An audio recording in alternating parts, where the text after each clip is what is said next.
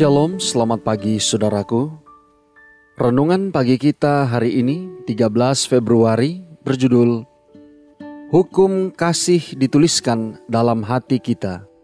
Bersama saya, Pendeta Andre Daembani.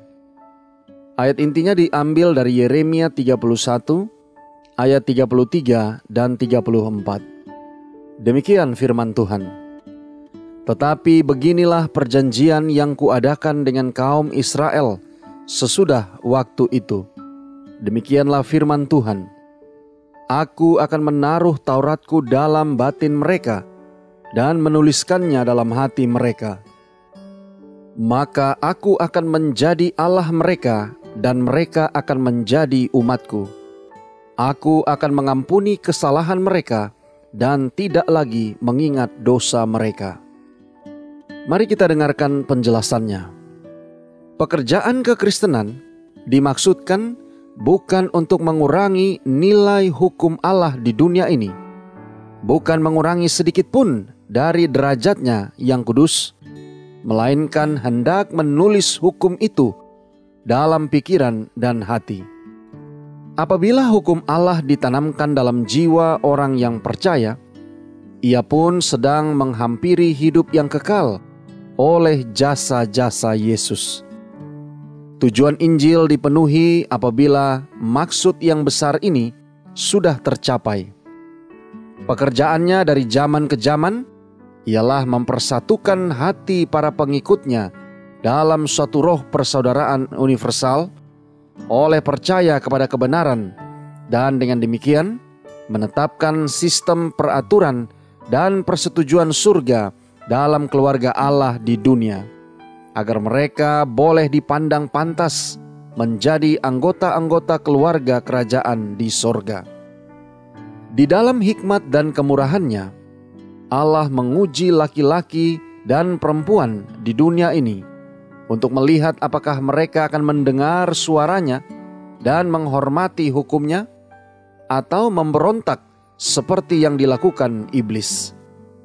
Tujuan Allah dalam memberikan hukum itu kepada bangsa manusia yang sudah berdosa ialah agar manusia oleh Kristus boleh naik dari keadaannya yang hina menjadi satu dengan Allah, agar perubahan moral yang terbesar dapat dinyatakan dalam sifat dan tabiatnya. Perubahan moral ini mesti terjadi. Kalau tidak, manusia tidak akan menjadi warga negara yang selamat di dalam kerajaan Allah, karena ia akan mengadakan pemberontakan. Saudara-saudara yang kekasih di dalam Tuhan, dalam hidup di dunia inilah waktu pengujian dan percobaan. Malaikat-malaikat Allah mengamat-amati perkembangan tabiat dan menimbang nilai moral. Segenap persoalan itu diselesaikan dalam ini: apakah ia menurut atau tidak kepada segala perintah Allah? Sudahkah orang yang berdosa itu diubahkan dalam dunia ini oleh jasa-jasa Kristus menjadi seorang hamba yang menurut, agar ia dipantaskan untuk bersatu dengan masyarakat surga?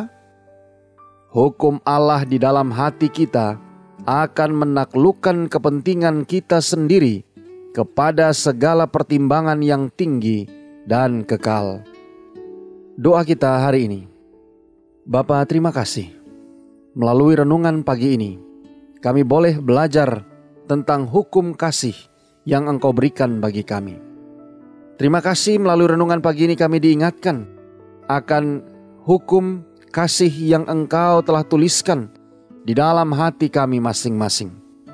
Tolong kami hari ini Bapa, biarlah dengan pertolongan kuasa Roh Kudus-Mu, kami boleh dapat disanggupkan menghidupkan firman yang sudah kami dengarkan, memiliki hukum kasih di dalam hati kami, dan menjadikan Engkau sebagai Allah kami, dan kami akan menjadi umat-umat-Mu. Terima kasih Bapa. Inilah doa dan permohonan kami kepadamu. Di dalam nama Yesus kami berdoa. Amin.